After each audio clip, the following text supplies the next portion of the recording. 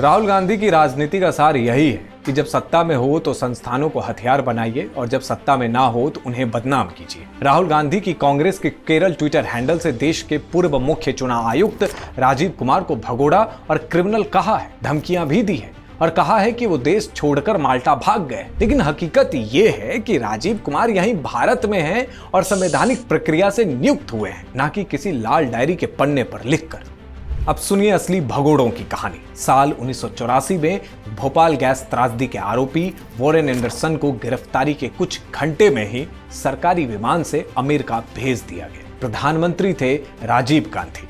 फिर आया बोफोर्स घोटाला, जिसमें राजीव गांधी के करीबी क्वात्रोची आराम से मलेशिया और अर्जेंटीना में घूमते रहे और यूपीए सरकार ने इंटरपोल नोटिस तक हटवा दिया। यूपीए 2 के दौर में अगस्ता वेस्टलैंड वीवीआईपी हेलीकॉप्टर घोटाला हुआ, जिसमें दलाल क्रिश्चियन मिशेल देश में ऐश करता रहा। एनडीए के समय उसका प्रत्यर्पण हुआ, वरना कांग्रेस के राज में तो ये भी छूट जाता। और हाँ, दलाली के उस्ताद अदनान खशोगी जैसे नाम भी कांग्रेस काल में ही हथियार सौदों से अरबों कमाकर बाहर निकल गए। यानी ये सब कांग्रेस के यार तो थे ही और इतने करीबी थे कि शायद दो भाई एक प्याली में चाय से ज्यादा करीबी। इतिहास ये भी कहता है कि आपके प्रिय दौर में चुनाव आयोग में नवीन चावला जैसे लोग आए, जो संवैधानिक चयन से नहीं बल्कि सोनिया गांधी के मर्जी से बने। वही दौर जब आपातकाल लगाकर सत्ता बचाने के लिए लोकतंत्र को ताला लगा दिया गया था।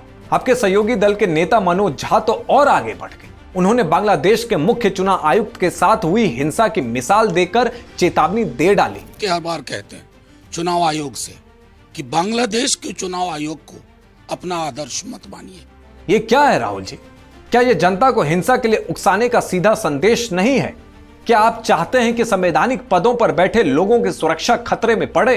तो राहुल जी, भगोड़ा उस इंसान को कहते हैं जो अपराध करके देश छोड़ भाग जाए या सत्ता उसे पकड़ने के बजाय उसे बचाए। आपके पार्टी के राज्य में ऐसे कई नाम हैं जिन्हें भारत की जनता कभी भूलेगी नहीं। इतिहास की यही खासियत है, इसे मिटाना आपके बस में नहीं। इसलिए धमकी नहीं दीजिए, बल्कि व्यवस्था को स्वीकार करना सीखिए।